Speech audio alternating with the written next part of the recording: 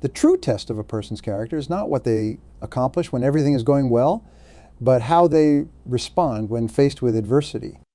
That quote is one I've lived by throughout my life and career.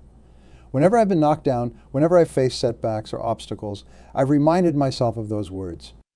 Because the path to achieving our biggest goals is never a straight line. It's filled with twists and turns, ups and downs, victories and defeats. The question is, are you ready to confront that path head on? Are you ready to stare adversity in the face and keep pushing forward no matter what? I'll be honest with you, achieving big goals isn't easy. If it was, everyone would do it. It requires an incredible amount of focus, discipline, and perseverance. Along the way, you'll face self-doubt, criticism from others, and countless distractions trying to pull you off course. The temptation to give up or settle for something less will be immense. But I'm here to tell you that it's all worth it. That feeling of accomplishment, of knowing you overcame every hurdle and achieved something monumental, there's nothing else like it in this world. It's a high that money can't buy and that no one can ever take away from you. I want you to think back to a time in your life when you set a difficult goal for yourself and against all odds, you achieved it. Maybe it was getting into your dream college or landing your first big job. Maybe it was running a marathon or starting your own business. Whatever it was, I want you to remember that feeling of exhilaration, of proving to yourself and the world that you were capable of something extraordinary. That's the feeling I'm talking about. That's what lies on the other side of achieving your biggest goals. But how do you get there? How do you muster the strength and determination to keep going when the road gets tough? It starts with absolute clarity about what you want to achieve. I'm not talking about some vague idea like I want to be successful or I want to make a lot of money. Those are destinations without a map. No, you need to get hyper-specific. Write down your goal in excruciatingly precise detail. What does it look like? What does it feel like? What kind of life will you be living when you achieve it? Once you have that clarity, you need to get brutally honest with yourself about what it's going to take to get there. What skills do you need to develop? What habits do you need to build or break? What sacrifices are you going to have to make? This is where most people falter. They underestimate the level of commitment required, or they're unwilling to make the necessary trade-offs. But here's the harsh truth. If you want to achieve something great, you can't keep living the same way you are now. Something has to change. So take a long, hard look in the mirror and ask yourself, am I truly willing to do what it takes? Because if the answer is no, that's okay. At least you'll have saved yourself a lot of time and effort chasing something you didn't really want. But if the answer is yes, then it's time to get to work. One of the most important things you'll need is an unwavering belief in yourself.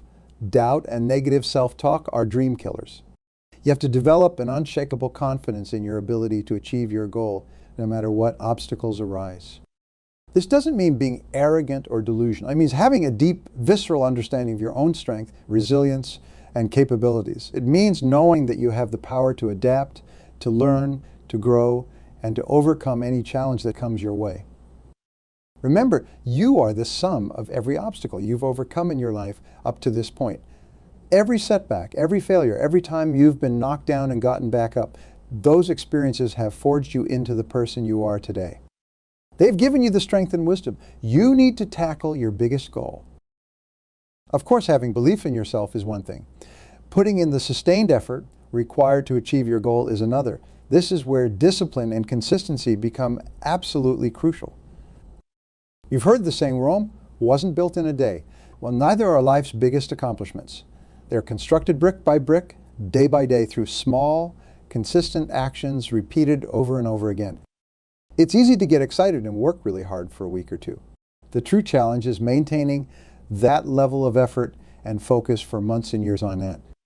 That's why it's so important to build habits and routines that support your goal. Maybe it's waking up an hour earlier each day to work on your craft. Maybe it's meal prepping on Sundays to ensure you're eating a diet that fuels your body and mind. Maybe it's scheduling regular check-ins with an accountability partner to keep you on track. Whatever it is, make those habits non-negotiable. Treat them with the same level of importance as brushing your teeth or going to work, because it's those small, consistent actions that will compound over time and ultimately lead you to your destination. Because even with belief, discipline, and consistent effort, there will still be times when you feel like giving up. times when the goal seems too far away, the obstacles too daunting, and the sacrifices too great. This is when you'll need to call upon your deepest reserves of resilience and perseverance, because the reality is, if achieving your biggest goals was easy, everyone would do it. It's meant to be hard. It's meant to test you, to push you to your limits, and to reveal just how badly you truly want it. In those moments of doubt and despair, remind yourself of why you started this journey in the first place. What was the driving force, the burning desire that set you on this path? Was it to provide a better life for your family? To leave a lasting impact on the world? To prove to yourself that you were capable of something extraordinary? Whatever it was, hold on to that reason like a lifeline. Let it fuel you, inspire you, and propel you forward one step at a time. And when you find yourself getting bogged down in the details or losing sight of the bigger picture, take a step back and remind yourself of how far you've already come. Look at the progress you've made, the obstacles you've already overcome, and use that as proof of your ability to keep going. Because the truth is, every single person who has ever achieved something great has faced setbacks, doubts, and moments of overwhelming adversity. The difference between them and those who gave up is that they refused to let those challenges define their journey. They understood that adversity is inevitable on the path to greatness. It's not a sign that you're on the wrong track. It's a sign that you're on the right one. Because if it was easy, it wouldn't be worth achieving in the first place. So when those moments of doubt and despair come, and they will come, don't run from them. Embrace them, let them temper you, strengthen you, and forge you into the person you need to become to achieve your biggest goals. And remember this, you are never alone on this journey. Look around you. There are others who are striving for greatness just like you. Find them. Surround yourself with them, learn from them, support them, and let them support you. Because there's an incredible power in community in surrounding yourself with people who share your drive, your ambition, and your unwavering commitment to achieving something extraordinary. These people will become your allies, your cheerleaders, and your sources of inspiration when the road gets tough. They'll pick you up when you fall, and you'll do the same for them. Together, you'll forge an unbreakable bond. A shared experience that will forever unite you. And when you finally achieve that monumental goal you've been striving for, when you stand atop that mountain you've been climbing for so long, there's no better feeling than being able to turn to those people who have been with you every step of the way and say, we did it. We achieved the impossible. Because at the end of the day, that's what this is all about. It's not just about achieving your own goals, it's about inspiring others to achieve theirs. It's about setting an example of what's possible when you refuse to give up, when you stare adversity in the face and keep pushing forward no matter what. So let me ask you again, are you ready to achieve your biggest goals? Are you ready to embark on a journey that will test you in ways you can't even imagine, but that will ultimately lead you to a level of fulfillment and accomplishment that few people ever experience? If the answer is yes, then it's time to get started. Define your goal with absolute clarity. Get honest about what it's going to take to achieve it. Cultivate an unwavering belief in yourself. Build habits and routines that support your efforts. Surround yourself with a community of like-minded people who will lift you up when you falter. And when the doubts and setbacks come, and they will come, don't let them derail you. Let them motivate you. Let them remind you of why you started this journey in the first place, and let them fuel your determination to keep going. Because the path to greatness is never easy, but it's always worth it. The rewards that await you on the other side, the sense of accomplishment, the personal growth, the lasting impact you'll have on the world, they're beyond anything you can imagine right now. So take that first step, commit yourself fully to this journey, and never ever give up. Because when you achieve that biggest goal, when you stand atop that mountaintop and look out at the world you've conquered, there's no feeling like it. And it will all have been worth it. The distance between your dreams and reality is determined by the size of the actions you take every single day. Small, consistent steps are what bridge that gap and propel you towards achieving your biggest goals. I'll never forget the story of the man who dreamed of moving a massive boulder from one end of his property to the other. This boulder was so large that even trying to push it seemed like a futile effort. But this man was determined. Each morning, he went out to the boulder and gave it one firm shove with all his might. At first, the boulder didn't budge at all. Days turned into weeks, and the boulder appeared completely unmoved. But the man persisted, never missing a day of pushing that rock. Then one morning, almost a year into his efforts, the boulder finally shifted ever so slightly. The man could hardly believe his eyes. All those tiny pushes had slowly built up enough cumulative force to overcome the boulder's inertia. From that day on, the boulder began inching across the man's land at a steadier pace, one firm shove at a time, every single day without fail. Until at last, over 2 years after he had started, the man was able to push the boulder to its intended destination. Achieving your biggest goals is a lot like moving that boulder. The objective can seem so massive, so daunting, that putting in effort day after day with no visible results can feel like a waste of time. But those tiny actions, those daily pushes, are adding up. Slowly but surely, you're making progress. The trap that ensnares most people is expecting overnight transformation. They put in a burst of enthusiastic effort, don't see their circumstances immediately change, and then give up disillusioned. But that's now how real lasting change happens. Transformation takes time. It's slow, arduous, and often incredibly boring. There's no blinding flash of light or zap of inspiration that instantly remakes you into the person you aspire to become. It's an incremental process of chipping away at your bad habits, developing new skills, and stringing together enough positive actions to rewrite your identity. Just like pushing that boulder, there will be days when your efforts seem to produce zero results. You'll question whether you're even making any progress at all. That's the point when most people throw in the towel and resign themselves to their current circumstances. But the ones who go on to achieve their biggest goals, they keep pushing. They understand that consistent effort, sustained over a long enough period, always yields results. It's not the dramatic, life-altering kind of change you see in the movies. It's a slow, gradual progression towards the person you aspire to be. Every single push of that boulder was making a difference, even when the human eye couldn't perceive it. Every positive action you take today is nudging you incrementally closer to your vision, even when your circumstances seem stubbornly unchanged. That's why giving up can be so devastating, because it means surrendering all the progress you've fought so hard to make, simply because you couldn't sustain your efforts long enough to manifest visible results. It's reverting all the way back to the starting line when the finish line was just over the horizon.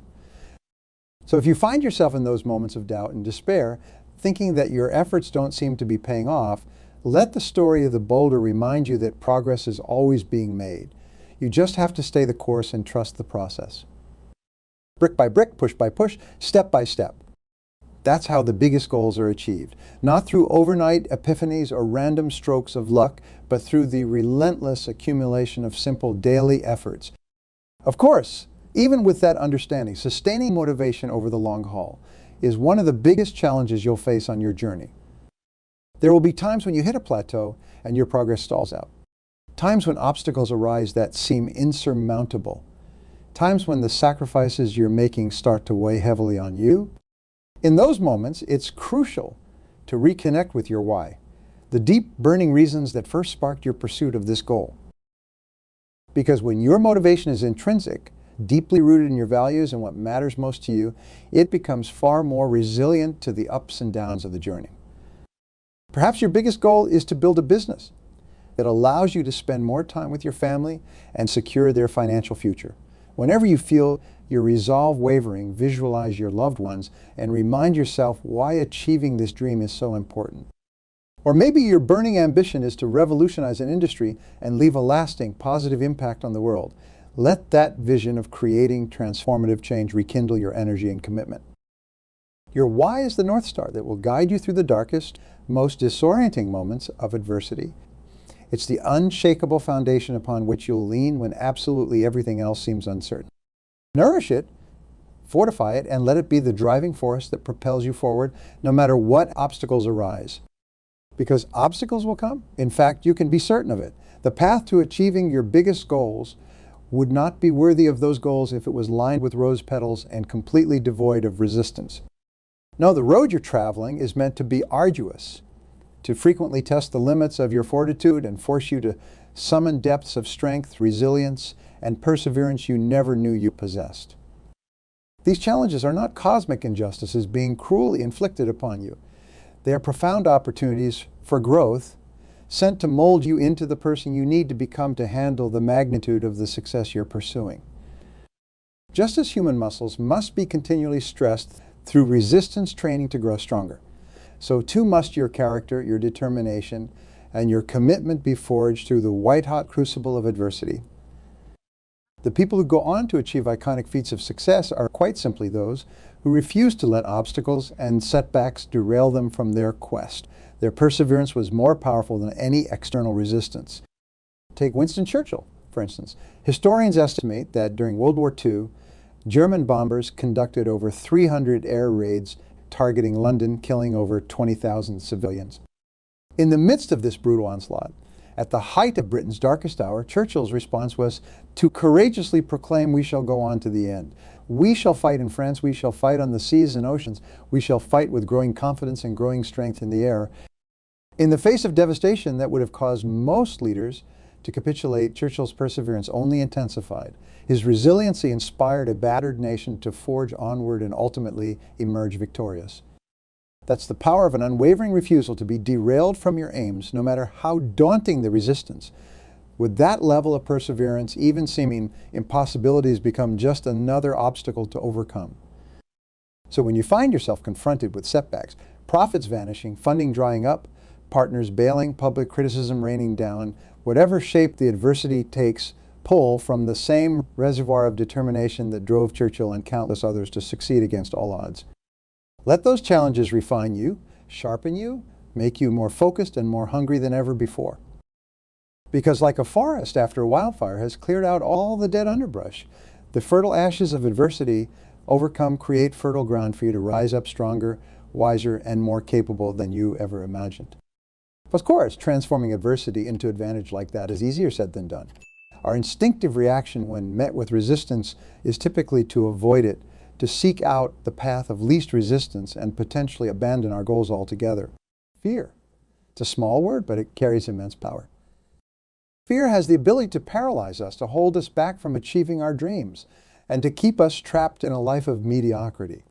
But what if I told you that fear is nothing more than an illusion? What if I told you that you have the power to overcome your fears and live a life of extraordinary achievement?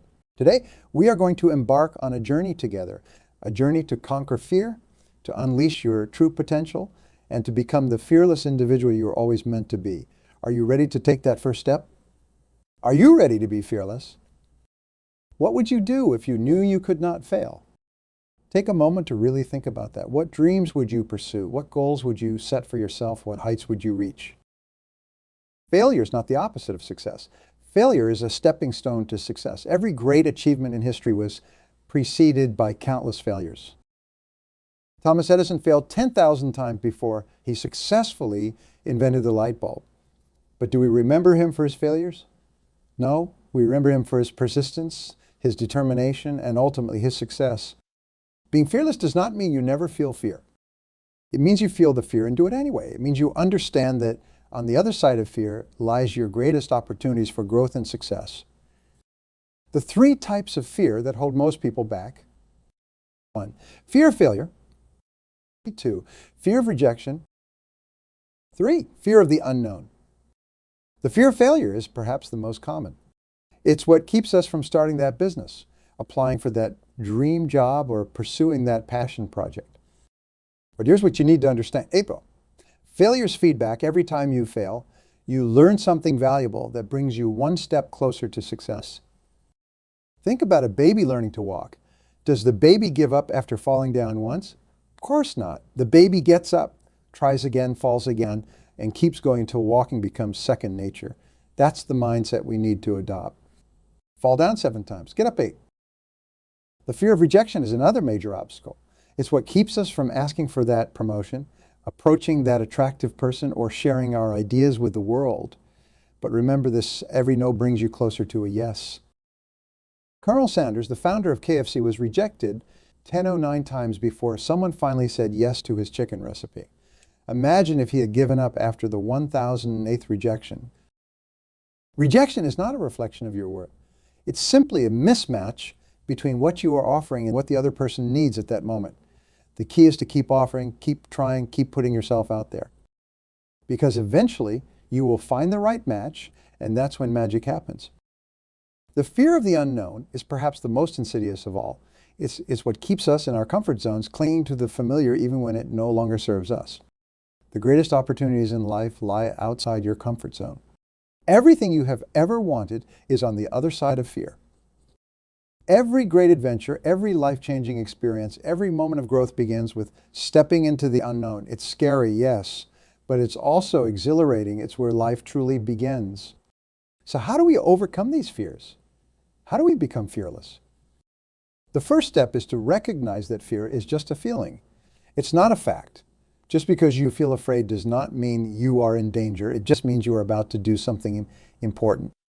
The second step is to reframe your perspective. Instead of seeing challenges as threats, see them as opportunities. Instead of asking, what if I fail? Ask, what if I succeed? Instead of focusing on what you might lose, focus on what you might gain. The third step is to take action. Action is the antidote to fear. The more you do the things you're afraid of, the less power they have over you. Start small if you need to, but start. Take that first step, make that first call, write that first page. Momentum is a powerful force.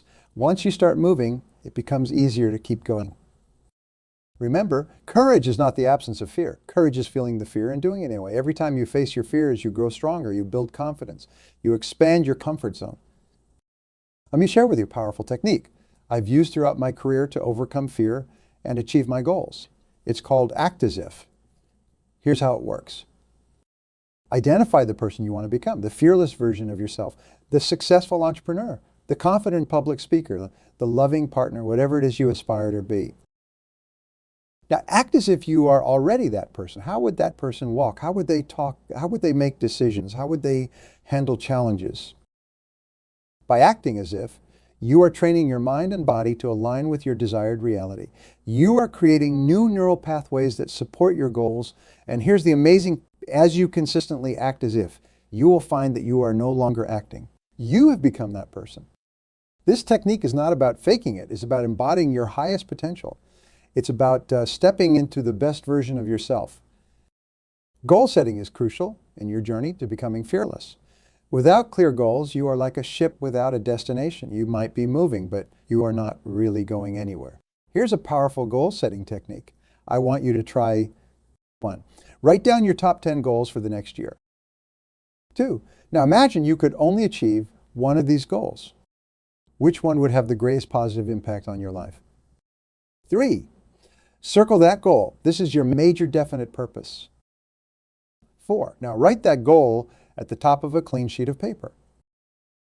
5. List 20 action steps you can take to achieve this goal. 6. Start taking action on those steps immediately. By focusing intensely on your most important goal, you create a clear path forward. You know exactly what you need to do. And when you know what to do, fear loses its power over you. Remember, success is not an accident. Success is the result of clear goals, careful planning, consistent action. The more clarity you have about what you want and how to get it, the more confident and fearless you become.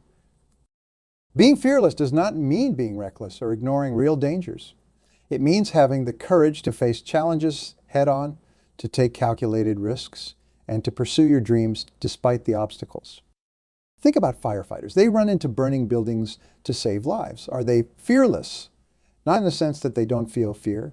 They feel fear, but they have trained themselves to act despite that fear. They have developed the skills and mindset to manage their fear and do what needs to be done. That's the kind of fearlessness I want you to cultivate, not the absence of fear, but the mastery of fear. So how do you master your fear? Here are 5 powerful strategies. Fear thrives in the future. It's always about what might happen. By practicing mindfulness, by staying present in the moment, you rob fear of its power. Meditation, deep breathing exercises, and mindfulness practices can help you stay grounded in the present. Visualize success. Your mind does not know the difference between a vividly imagined event and a real one. By consistently visualizing yourself succeeding, you are programming your subconscious mind for success. Spend a few minutes each day visualizing yourself confidently overcoming challenges and achieving your goals. 3. Embrace discomfort. Growth happens outside your comfort zone. Make it a habit to do something that scares you every day. It could be as simple as striking up a conversation with a stranger or as challenging as public speaking. The more you expose yourself to discomfort, the more comfortable you become with being uncomfortable. Fear often stems from a lack of confidence in our abilities. The antidote? Continuous learning and skill development. Identify the skills you need to achieve your goals and commit to improving them every day. Remember, knowledge is power. The more you know, the less you fear. 5, surround yourself with fearless people. You are the average of the 5 people you spend the most time with. Surround yourself with people who inspire you, who challenge you, who support your dreams. Their courage will rub off on you. Your self-talk, the way you talk to yourself, has a profound impact on your courage and confidence. Negative self-talk fuels fear, while positive self-talk builds courage. Start paying attention to your inner dialogue. When you catch yourself thinking negative thoughts, stop and reframe them. Instead of "I can't do this," say "I'm learning to do this." Instead of "this is too hard," say "this is challenging, but I'm up for it." Instead of "what if I fail?" say "what if I succeed?" Remember, your mind believes what you tell it. So tell it empowering things. Tell it you are capable, you are worthy, you are unstoppable, because you are. Affirmations. Affirmations are positive statements that you repeat to yourself regularly. They help reprogram your subconscious mind, replacing limiting beliefs with empowering ones. Try some powerful affirmations to incorporate into your daily routine. I am fearless in the pursuit of what sets my soul on fire. I embrace challenges as opportunities for growth. I am capable of achieving anything I set my mind to. No, I choose courage over comfort. I am worthy of success and happiness. Repeat these affirmations to yourself every morning and every night. Write them down. Say them out loud. Really feel the truth of these statements. Over time, they will become your default way of thinking. As you embark on this journey to fearlessness, you will face setbacks. You will have moments of doubt. You will encounter obstacles. This is not a sign of failure. This is a normal part of the process. The key is to expect these challenges and to have a plan for dealing with them. When you face a setback, don't beat yourself up. Instead, ask yourself, what can I learn from this? How can I use this experience to grow stronger? What would my fearless self do in this situation? Remember, every setback is a setup for a comeback. Every obstacle is an opportunity in disguise. Your ability to bounce back from setbacks, to persist in the face of adversity, is what will ultimately determine your success. Your life right now is the result of the decisions you have made up to this point, and your future will be determined by the decisions you make from this moment forward. The most successful people in the world are those who make decisions quickly and change them slowly, if at all. They don't procrastinate. They don't waver. They decide and then they act. Fearless people understand this. They know that indecision is the thief of opportunity. So they make decisions even in the face of uncertainty. They understand that a good decision now is better than a perfect decision later. Start making decisions. Stop waiting for the perfect moment, the perfect opportunity, the perfect circumstances. Decide what you want and then take massive action towards it. The fear of success. Yes, you heard that right. Many people are actually afraid of succeeding. Why? Because success brings change. It brings new responsibilities. It might change relationships. It pushes you out of your comfort zone.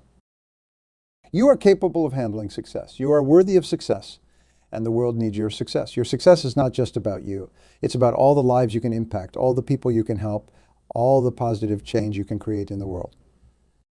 So don't shrink from success. Embrace it. Pursue it with everything you have got, because when you succeed, we all succeed. Resilience. Resilience is your ability to bounce back from adversity, to keep going when things get tough. It's not about avoiding failure. It's about failing forward. Resilience is like a muscle. The more you use it, the stronger it gets. Every time you face a challenge and overcome it, you are building your resilience muscle. Every time you get knocked down, get back up, you're becoming more resilient. So how do you build resilience? Here are 3 powerful strategies. Develop a growth mindset. Believe that your abilities can be developed through dedication and hard work. See challenges as opportunities to learn and grow, not as threats. Practice self-compassion. Be kind to yourself when you face setbacks. Treat yourself with the same compassion you would show a good friend. Any focus on what you can control. In any situation, there are things you can control and things you can't. Focus your energy on what you can control and let go of the rest. Remember, it's not about never falling down. It's about always getting back up. Your habits shape your life. They determine who you become. Fearless people have fearless habits. 5 habits of fearless people.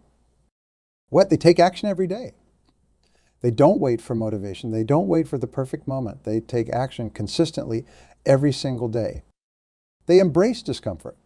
They actively seek out challenges. They push themselves out of their comfort zone regularly.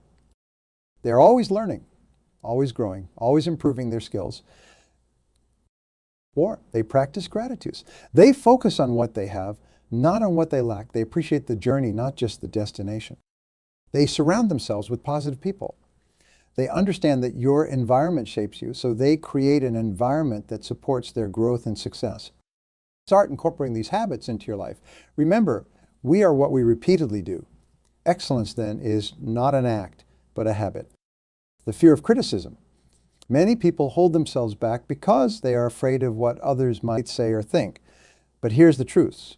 Criticism is the price of success. The more you achieve, the more critics you will have. But criticism does not have to be negative. In fact, constructive criticism can be incredibly valuable. It can help you identify blind spots, improve your skills, and grow as a person. So instead of fearing criticism, learn to welcome it. See it as free advice. Take what's useful, discard what's not, and keep moving forward. Remember, the only people who never get criticized are those who do nothing, say nothing, and are nothing. And that's not you. You are here to make a difference. You are here to leave your mark on the world. Fearless people have a clear vision of what they want to achieve. They can see their success in their mind's eye long before it becomes a reality. Your vision acts like a magnet, pulling you towards your goals. It gives you direction when you're lost, motivation when you are tired, and courage when you are afraid. Create a vivid, compelling vision for your life. What do you want to achieve? Who do you want to become? How do you want to impact the world? Write it down in detail. Visualize it regularly. Let it inspire you and guide you. Remember, where there is no vision, the people perish. But where there is a clear, compelling vision, people thrive. Self-confidence. Self-confidence is not something you are born with. It's something you develop. It's a skill you can learn and improve over time. 3 powerful ways to build your self-confidence. Create small goals and achieve them. Start with small, achievable goals. As you consistently achieve these goals, you will build momentum and confidence. Celebrate your wins. No matter how small, celebrate your achievements. This reinforces positive behavior and builds your confidence. Practice self-affirmation. Regularly remind yourself of your strengths, your achievements, and your worth. Speak kindly to yourself. Remember, confidence is not they will like me. Confidence is I'll be fine if they don't. Being fearless does not mean you never feel fear. It means you have learned to manage your fear effectively. Think of fear as energy. You can let it paralyze you, or you can channel it into action. Fearless people have learned to use their fear as fuel. They have learned to harness the energy of fear and use it to propel them forward. So the next time you feel fear, don't try to eliminate it. Instead, ask yourself, how can I use this energy? How can I channel this fear into positive action? Fear is a natural human emotion. It's not the enemy. The enemy is letting fear stop you from pursuing your dreams. Fearlessness is not just about facing your fears once. It's about continuing to push forward even when obstacles seem insurmountable. Persistence is the key that unlocks the door to extraordinary achievement. Think about water. It's soft, seemingly weak.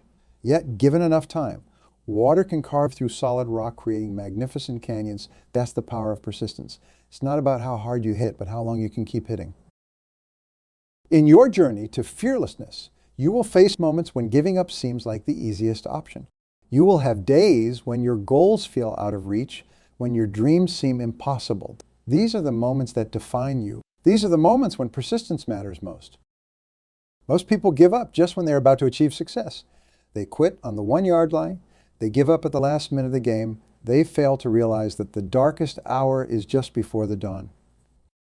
Persistence is about staying committed to your goals, even when you don't see immediate results.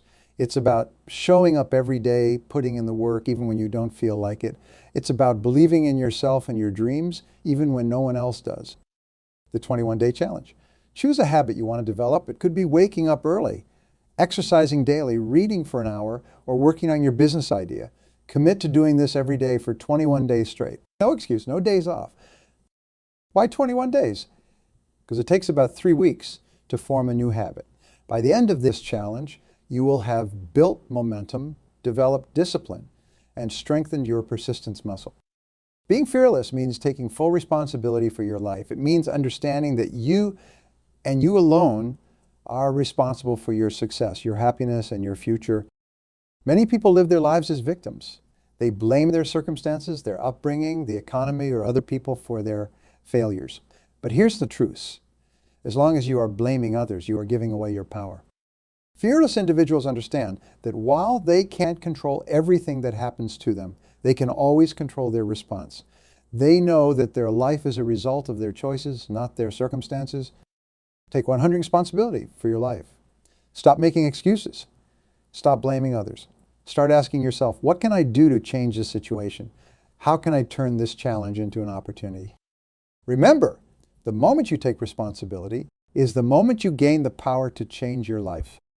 Let's delve into the importance of continuous learning. In today's rapidly changing world, the ability to learn, unlearn, and relearn is crucial. Fearless individuals are lifelong learners. They understand that knowledge is power, and they are always hungry for more. Make a commitment to learn something new every day. Read books, listen to podcasts, take online courses, attend seminars. Seek out mentors who can guide you and share their wisdom. Learning is not just about accumulating information. It's about applying what you learn. Knowledge without action is like having a library of books you have never read. So as you learn, constantly ask yourself, how can I use this information to improve my life? How can I apply this knowledge to overcome my fears and achieve my goals? You have probably heard this saying, your network is your net worth. This is especially true when it comes to fearlessness. The people you surround yourself with have a profound impact on your mindset, your courage, and your success. Fearless people surround themselves with other fearless individuals. They seek out mentors who challenge them to grow. They build relationships with people who inspire them, who push them to be better. Take a moment to evaluate your current network. Are the people around you supportive of your dreams? Do they challenge you to face your fears? Do they inspire you to be better? If not, it might be time to expand your circle. Join mastermind groups, attend networking events, reach out to people you admire. Remember, your network is not just about what others can do for you, it's about what you can contribute as well. Always look for ways to add value to others. Reframing is a powerful tool in your journey to fearlessness. It's about changing your perspective, seeing challenges in a new light. For example, instead of seeing failure as a negative outcome, reframe it as a learning opportunity. Instead of seeing rejection as a personal attack, reframe it as redirecting you towards better opportunities. Reframing does not change the situation itself, but it changes how you perceive and react to it. And that can make all the difference. Practice reframing in your daily life. When you face a challenge, ask yourself, what's another way to look at this? What opportunities might be hidden in this situation? Many people think being fearless means pushing yourself to the limit, sacrificing everything for your goals. But true fearlessness includes taking care of yourself. You can't pour from an empty cup. To be truly fearless, to have the energy and resilience to face your fears and pursue your dreams, you need to take care of your physical and mental health. Make time for regular exercise. Eat a balanced diet. You get enough sleep. Practice stress management techniques like meditation or yoga. Take breaks when you need them. Remember, self-care is not selfish. It's necessary. Athletes use it. Business leaders use it. And you can use it, too, in your journey to fearlessness.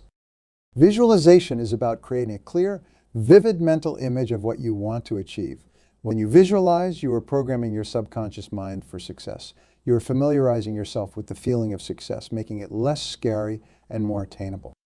Spend a few minutes each day visualizing yourself facing your fears, overcoming challenges, and achieving your goals. Make it as detailed as possible. What do you see? What do you hear? What do you feel?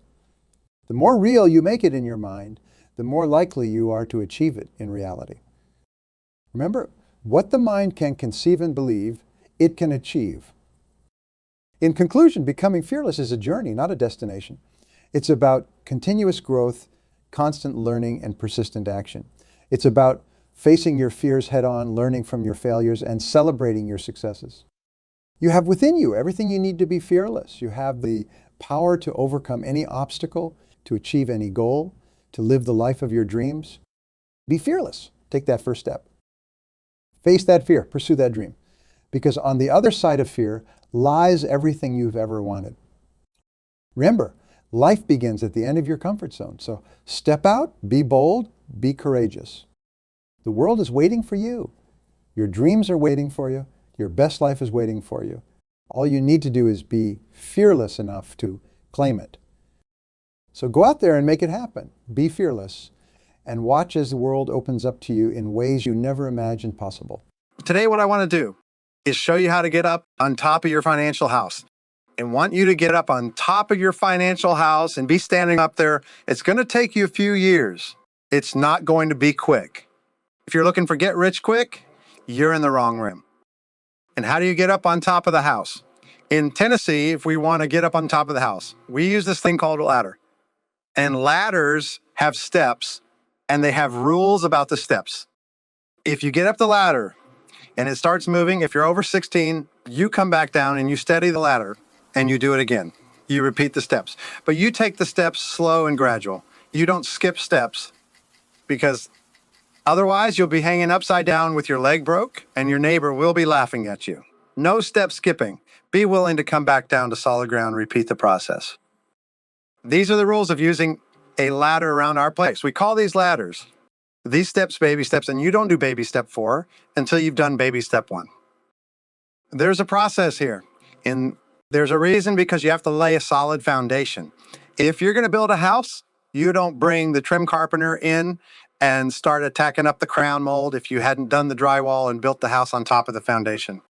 You start with a foundation and you build up from there. Baby step 1, we're going to start with, before we do anything else, like $1,000 baby starter emergency fund. It's only $1,000, and I want you to get $1,000 as fast as you possibly can to start that. So that's not your emergency fund. That's your starter emergency fund. You know, I want you to get 10 Benjamin Franklin's, baby, right quick, right now, fast. This is the easiest baby step because it's only $1,000. It's the one you'll do the fastest in most cases. This is the hardest baby step because this is the point you decide. You decide, am I really going to change my life? Am I really going to buy into this stuff?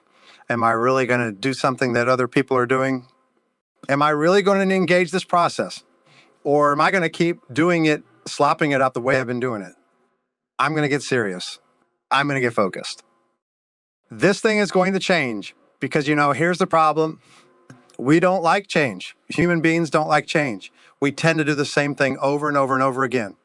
Some people work in a job that they've been with 15 years and they hate every day of it. And the only reason they don't change is because they don't like change. Even if we're doing things and they're not working for us, we defend it. We protect and fight for our right to be stupid. We get stuck in our stuff, don't we? We're like a toddler sitting in a poopy diaper. We know it smells bad, but it's warm in its mind. We don't like change. Let me tell you, if you're going to win in this life, you have to learn to embrace change. Because the only thing that never changes is we're going to change. Change is a way of life. Embrace it. And you've got to embrace it with changing and doing some new stuff with your money. You know, start with $1,000 in the bank. You got to learn to save money because nobody does it. Everybody talks about it. Everybody looks and goes, and nobody does it. You're walking around with no money, the richest country the world has ever known, and all the money leaves your house every month. You have to make this a philosophical process, a theological process, a spiritual and emotional or relational and a mathematical process. I'm saving money. I'm sick of being broke. I've been doing budgets for 20 years. I do know about it. I know it's tough. I know it's hard. So it's being broke. So what we're starting here is the first step of savings is the emergency fund. Grandma said to save for a rainy day. 78 of Americans, according to Money Magazine, are going to have a major negative financial event. In any given 10-year period of time, you better be ready. It's coming. You need to be ready. You need to save money for emergencies. You're an emergency looking for a place to happen. If you haven't been kicked in the knee to the tune of $5,000 to $7,000 in the last 3 or 4 years, you're overdue. Statistically, it's coming. Get ready. You need to build your emergency fund. You need to be positive. I'm positive. It's going to rain. Get you an emergency fund. That's how this stuff works. This $1,000, you don't even have to put this in the bank. You could just do like one lady did. She went down to Walmart and bought an 8x10 picture frame and put it in there and framed it and wrote under this, in case of emergency, break glass. You don't want to keep it in the underwear drawer because the pizza man will get it. You got to keep it where you can't get to it too easy, but where you can get to it if you need it. You get $1,000 set aside. Get that minimum, baby step, that beginner starter emergency fund ready to go. Personal finances, 80 behavior. It's only 20 head knowledge. You've got to change what you're doing in order to get a different result. You can't keep doing the same thing over and over again and expect a different result. The 12 steppers call that the definition of insanity. Baby step 2, the debt snowball, pay off all of your debt using the debt snowball except your home. We're going to list our debts, smallest to largest. We're going to pay minimum payments on everything but the little one, and we're going to attack the little one with a vengeance. When the payment is gone, we're going to take that payment and any other money we can squeeze out of our budget in our life, and we're going to attack number 2. When number 2 is gone, we're going to take the payments from 1 and 2 and everything we can squeeze out of our life. We're going to attack number 3. And every time that snowball rolls over, it picks up more snow to where by the time you get to your largest debt, except your home, which is typically a student loan or a car payment, isn't it? When you get to that student loan or car payment, the average family in America is paying between $1,500 to $2,000 a month in payments not associated with their home, non-mortgage payments. When you start paying $1,500 or $2,000 a month on a $10,000 car loan or a student loan, that sucker's gone in just a few months. You get the idea. We pay this off smallest to largest. Well, would it not be mathematically proper to pay off the highest interest rate first? Yes, it would. If we were doing math, we wouldn't have credit card debt. This is about behavior modification. When you go on a diet, it's a good idea to lose weight the first week. That way you will keep doing it because it's too much work to not eat into exercise. It makes you grouchy. It does me anyway. No, you too. You see, okay, so you know the deal is this. I got to see some results from my pain, you with me. And when I can knock off that little one and knock off that next one and knock off that next one, I'm getting that pump up thing going. This is doable. My belief kicks in. My faith is built, my oak grows, and I get more and more and more and more intense as I go down the thing. That intensity, that focus causes this to happen. And I noticed that intensity and that focus and the intimacy of talk radio as people are calling in, I got to where after years of doing this, I can kind of tell if they're going to be able to do it. I can hear it in their voice. I can hear it in the cadence of their speech and the words that they're using. I can discern what's happening. Not every time, but I started noticing that I can tell. That one's going to make it. That one's not, because they'll call up and go like, I'm getting out of that. It's not that extreme, but sometimes it is. But you get this thing coming up out of them. You can feel it. I've had Lise Brown, the great motivator, says people change their lives when they have finally say, I've had it. I've had a moment where I say, I've had it. I'm sick of this. That's when you change your life. You've got to get to that point. You can wander into debt, but you can't wander out. You got to have this moment where you say, that's it. I'm tired of working my butt off and I don't have anything to show for it but an empty payment book. That's how this works. But I promise you it works, baby. If you keep doing it, you get to chase the cheetah. So now we don't have any payments but a house payment. We're at baby step 2. We're 18 to 24 months ends that feel pretty good. Now our next goal is we're totally with gazelle intensity. Going to continue to focus with focused intensity. We're going to build up that $1,000 account until it reaches a fully funded emergency fund, which is 3 to 6 months of expenses. Emergency funds should be easy to access or liquid. Put them in a money market type account with your mutual fund company, check writing privileges. It's not going to earn much interest. And I want you to put 3 to 6 months of expenses. Some of you, that'll be $10,000, $15,000, even $20,000. Just sitting there boring, but ready for life to happen. See, here's the deal. Your emergency fund, the problem we get is we get mixed up about it. It is not an investment. Your emergency fund is insurance. Here's the difference. Investments are money that make you money. Insurance costs you money to protect your money that is making you money. You buy insurance to protect your house, to protect your health. You buy insurance to replace your life and the money you make if something happens to you. Call life insurance. Insurance is an expense that protects assets. Your emergency fund is not an asset. It technically is in accounting terms, but you don't need to look at it that way. In other words, if it earns a little interest, that's just good. But it's not there to earn interest. It's there to protect your 401k. Because if you have to dip into your 401k because you didn't have an emergency fund and the government takes half of it in penalties and taxes, that's what's known as stupid. Because you didn't have an emergency fund. I never had an emergency fund any time in my life when I was a millionaire doing the real estate stuff. Didn't have any money saved. Everything went back into the deal. Everything we spent, everything we consumed. No money, no liquidity, no cash. And that's one of the reasons I went down, because I had no wiggle room. And that's what this is. It puts a pad between you and Murphy. You know Murphy is if it can go wrong. It will. And let me tell you what, you don't have an emergency fund, Murphy will move in your spare bedroom and bring his 3 cousins broke, desperate, and stupid, and your life will look like a country song. That's how this deal happens. So you don't put it in a CD, a certificate of depression, because if you cash that out early, they charge you a penalty. That's not liquid. That's not easy to access. So a simple money market account with something like your mutual fund company, and you put 3 to 6 months of expenses in there. Money market accounts are easily accessible. Men say things about the emergency fund like it's boring. It's not sophisticated enough. You only take $20,000 and let's sit there and make only 3 or 4%. I could do a lot better with that. I could do a BBD, a bigger, better deal. I got this game plan. I got this shot. Get this. My wife says I'm scheming and scamming when I do that kind of stuff. And guys are always trying to do this. Very few women do this stuff. See, women, on the other hand, say things like it's the most important key to our financial plan. Guys, if you want to make one of the best investments you'll ever make in your life, she's wired by God naturally to be smarter than you on this subject. Her nature takes her to the place to be calm and secure in this area. This emergency fund causes her to relax in a place you don't even have when you do the investment and the work and the budgeting to participate in the process. And this emergency fund is put in place, she'll relax and she'll look at you through a different set of eyes. This is one of 2 things. I'm going to tell you today, for those of you that are married or ever want to be married, that will revolutionize your marriage because she will feel completely different at that point. Not because she's weaker, because on money things, a lot of times ladies are actually stronger, but because on this subject, that's how she's wired.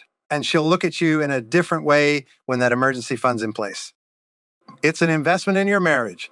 An emergency fund turns a crisis into an inconvenience. If your transmission goes out, it's $2,700 to fix it. You have $15,000. You go, dadgum, transmission went out. That's a pain. Transmission goes out and you're broke. You go, oh God, the world's coming to my head. It changes your whole life.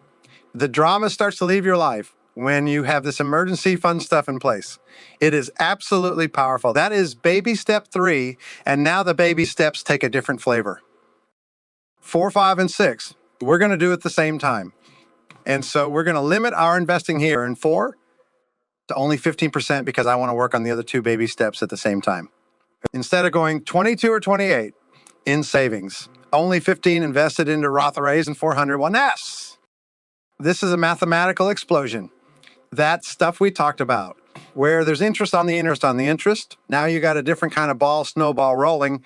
It's rolling down the hill and you're chasing it instead of it chasing you. Now you get to see wealth start to build.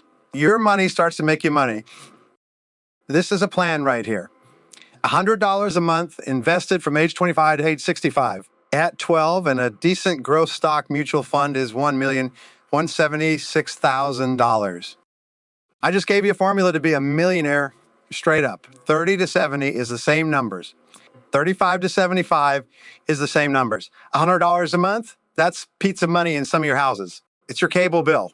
You know what I'm saying? You know, you consume $100 in Lady Them. And now he's getting personal. And they're having like a withdrawal back there. Caffeine thing happening, $100, $100, and you're a millionaire every single month. Roth IRAs and 401s are secret government formulas to wealth. Now you don't have any payments but a house payment. Now you can find $500. Let's do the numbers. Average household income is $40,816. That's 33 other $3 a month. That's what it is. You take home pay is about $2,700. The average family making 40's got a house payment of about $700. $2,700 take home minus a house payment of $700 leaves $2,000. Yeah, $2,000 to eat. Pay lights. Oh, I don't have any debt payments. Maybe I could save $500 out of the $2,000. Could I? Yes. And then you might end up with some money in the process. This is real. I didn't just make this up today. We've done this for a long time and it works. And see, here's what's interesting about those numbers. The Roth IRA grows tax-free because it doesn't happen very often. This is Washington and they're a freaking parasite. So tax-free is a good idea. It's very unusual. Now let's think about it. $86,000 a year for 40 years. What's 6 times 4? 24. That's $240,000 that went in. This is interesting. $240,000 went in and it grew $5.8 million. So out of $5,800,000, $5,600,000 of it you didn't put in. Wow, it's all growth. The whole thing is growth. It's the snowball adding snow. And the fact that it's tax-free is huge because taxes on $6 million would look a lot like $1,600,000, which means this word Roth is worth, in this example, somewhere around $400,000 a letter. The 400 wet is a secret government formula to wealth because you do that investing pre-tax. You take $1,000 of your income and bring it home. By the time it gets home, it looks suspiciously like 700. But if you put it in pre-tax, the whole 700 plus your 300 you would have given to Congress goes in. Why is that important? Because 240,000 turns into 5.8 million. So we want as many of these government dollars as we can gather up. That would have gone to them earlier. We use them. They do a lot of heavy lifting. So every one of them are multiplied bazillions of times over. So every dollar I can keep in my hand to grow money with pre-tax investing is genius. But the trick is, you need to start right now. Ben and Arthur illustrate that fact for us. Ben invests starting at age 19. He invests $2,000 a year in a good growth stock mutual fund all the way up until age 26. Ben puts in $16,000 for 8 years, $2,000 a year. That's $16,000 at age 27. He quit investing. It's not a trick question, and the money grows and the money grows. His brother Arthur wakes up and says, whoa, I've been dumb. I need to catch up. I'm going to start investing $2,000. He starts at age 27 and invests $2,000 a year from age 27 all the way to age 65. He put $78,000 in, and then he never catches up. The guy who put in $16,000 beats the guy who put in $78,000 by $1,000. Some of you are going, that's a real neat chart if I was 19. You understand? If you gather this information, you put it in your brain, and it changes your heart and causes you to handle money differently the rest of your life. This one section right here, this one chart will make you a multimillionaire. I just made you a millionaire if you got this. Now, let me just tell you, some people say, am I too old to shave money? Not if you're still sucking wind. Besides that, you can't go backwards. This is your only option. You can start where you are and let's go. I'm 52. It's too late, so shoot yourself. I mean, what are you going to do? Let's go from here. Let's go from here. We got to go somewhere with this. I know people make the most money they were made in their lives in their 50s. Lots of people never do anything until they're 60. Colonel Sanders never fried chicken commercially until he was 67 years old. Grandma Moses never painted a painting until she was 84 years old. She did 1,500 works of art, 450 of them she did after age 100. Everything you know, Winston Churchill for. He did in his 70s. Everything you know, Golda Meir for, she did in her 70s. It's not over till you quit. But with the money thing, it's easier if you start now. And now we only put 15% of our income into retirement at baby step 4, because I wanted to save some money to start working on the kids' college fund. If you have kids and you want to do a kids' college fund, baby step 5 is where you do it. You don't do the kids' college fund while you're still in debt because you don't have any money. It's all going to payments. You don't use the emergency fund to send the kids to college. That's not an emergency. And by the way, when they go to college, they could learn to do something like work. It won't kill them. College funding, make sure the kids are fit too. An educational savings account, the education IRA is what it's nicknamed as. It's the ESA, is like the Roth IRA for college. Grows tax-free. You're allowed to put $2,000 a year into this account. You put $2,000 a year into it. It will grow tax-free from 0 to 18. 2 times 18 is $36,000 went in. $36,000 went in, but you'll have about $126,000 in there, 12% when they reach 18. And that means you have somewhere around $90,000 in growth that you pay no taxes on. So do this for your kids' college, the educational savings account, in good growth stock mutual funds. Take the time to research the cost of college. You need to think about that when they're little. You need to think about that as they get older. Some of you have kids that are 13, 14 years old right now. You haven't started saving for college. And so you're not going to have enough to pay cash for college. You don't have enough to pay cash for some big expensive private school unless you put them deeply in debt instead. You could do something like send them to a school you could afford. Oh, there's a thought. But see, we go crazy with the word education. We worship at the altar of the diploma in this culture. And let me tell you what your college degree is worth. Nothing, the knowledge that you got on the way to getting that degree, if it is applied in the marketplace, is the only thing that has value. Knowledge is the currency of this millennium. Knowledge is important. Continual learning is important. It's not over when you leave college. You need to read and do some other things continually to get better, like you're doing in here today. Continual learning is the only way you're going to win. Teach your kids that. And think about what you're getting for what you're spending. I'm happy for you if you graduated from Horton or Harvard or Yale. I am not putting those schools down. I'm not putting down Vanderbilt.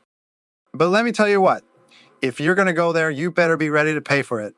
And if you're telling me it's worth going $100,000 in debt to there, I can economically prove to you, you're an idiot. The average college student is graduating right now with $27,900 in student loan debt. This is crazy. And another $6,000 in credit card debt. By the way, first rule, college, pay cash. Now we're sailing. We've got the retirement going. We got the emergency fund in place.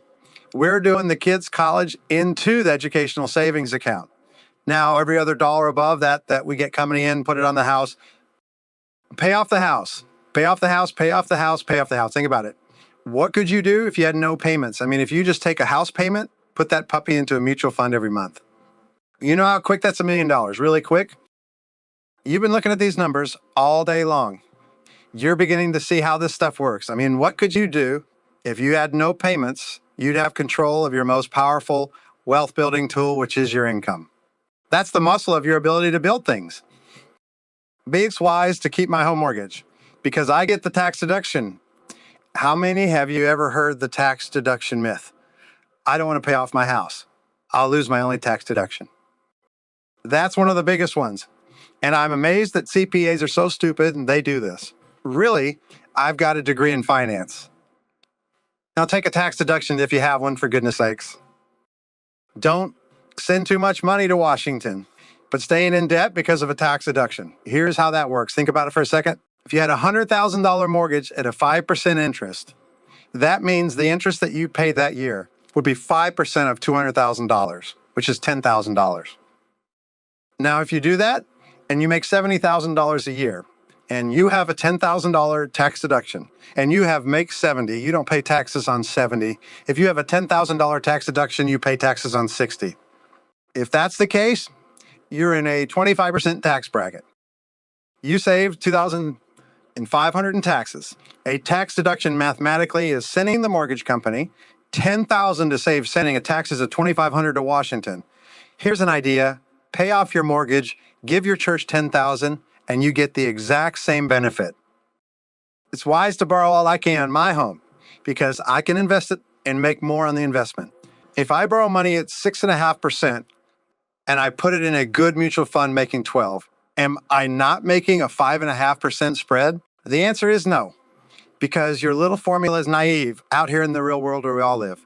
If you make 12, you're going to pay taxes on it, and your after-tax yield is 9.4. And out here in the real world, if you're smart, you don't compare zero-risk investments apples to apples with risky investments. I got a 30-year mortgage, and I promised to pay it like a 15. You're lying to yourself. The truth is no one does. Something will go wrong. It will rain every month. You know the interesting thing about a 15-year mortgage? They pay off in 15 years or less every time. You know how many times a 30-year mortgage pays off in 15 years or less unless it's refinanced? 2% of them pay off systematically in 15. Nobody does this stuff. Everybody talks about it and thinks, well, if I have a little problem, I'll have wiggle room that way. Well, your life is a little problem. That's what happens. And 15-year mortgages pay off in 15 years. So here's the deal with a house. Only buy a home after baby step 3. You're debt-free. You have the emergency fund. I recommend paying cash. You're crazy. It's hard. I don't borrow money. There is nothing on the planet I don't bad enough to go back into debt ever. The borrower is slave to the lender. I got that, okay? I got it all the way to the soles of my feet. I don't even want to have anything to do with the bank unless I'm buying it. That's simple. But if you're going to go get a house, never take out more than a 15-year mortgage, and never take out more than a 15-year mortgage where your payment on a fixed rate is more than a fourth of your take-home pay. You're buying too much house. And if some rip-off loan shark, subprime greedy banker is going to stick you with a prepayment penalty, with an adjustable rate mortgage, with an interest-only mortgage, with a balloon payment, with an above-market interest rate, just because if I get a house, my life will be good. Back off. You're not ready to buy yet. Do not be conformed to this world, but be transformed. How are we transformed? By the renewing of our minds. Transformed. Have a total money makeover. People don't get the best use of their money and have money problems for 2 basic reasons. Number 1 is ignorance. Don't get mad at me. You know, I'm ignorant about some things. You don't want to do brain surgery on you or fixing your car. In either case, there'll be parts left over. Ignorance is not a lack of intelligence. Ignorance is like a know-how. I don't know how to do those things. I'm an intelligent guy, but I don't know how to do those things. You can do that. We can hire people to do brain surgery. You can hire them to work on your car. And I highly recommend it in both cases. But don't hire them to manage your money. You need to learn how to do this stuff. You can bring CPAs in to teach you. You can bring in an investment guy in the mutual funds to help you, a real estate gal over here, a good mortgage broker over here. Insurance person to teach you. But they all need to have the heart of a teacher, because all you're looking for is counsel. You're not looking for a babysitter. You're not looking for a daddy or a mommy, because it's your job to manage your life. And the multitude of counselors, there's safety. You gather the information, but you make your decisions. Don't let someone else do that for you. Now we got the house paid off. Now the kids' college is underway. Now retirement's underway. See, when you get all that done, baby step 7, there's nothing left to do except build lots of wealth and give it away. You're going to have the most fun you've ever had with money when you hit baby step 7.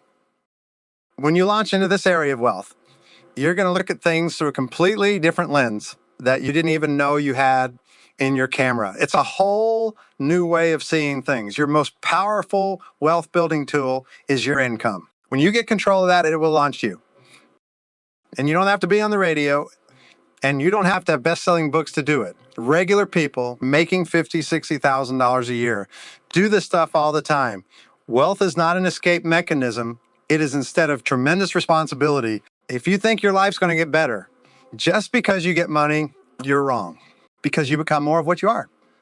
If you are a jerk and you get a bunch of money, you will become a very large jerk. If you're generous and charitable and you get money, you will have a huge impact on people around you.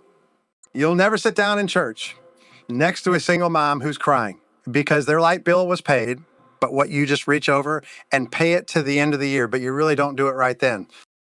You do it after you get home. So she doesn't know who did it because it was really God that did it. It wasn't you. You don't need to be taking the credit anyway. There's only 3 things you can do with money. You can have fun with it, you can invest it, and you can give it. And you need to do all 3. You better be having some fun. Money's fun if you got some. You need to be investing it so you got some. And you need to be giving it because it is the most fun you'll ever have with it. Giving is possibly the most fun you'll ever have with money. That's the deal. You know, Winston Churchill said, we make a living by what we get. We make a life by what we give. Andrew Carnegie, who was the Bill Gates of his day, in the year 1900, Carnegie Hall, and started most of the public libraries in America today. The wealthiest guy of the year, 1900, used to say that surplus wealth is a sacred trust to be managed for the good of others. If you'll bear with me for about 2 minutes and not move, this last section is very, very important. There's two things I want to cover with you. One is this. Each of you are perfectly trained, perfectly designed 4-cylinder engines. You need to run on all 4 cylinders to be able to win. We're physical beings. Take care of this, you get one. Don't go to McDonald's. Eat 62 Big Macs and go, or bless us for the nourishment of our bodies.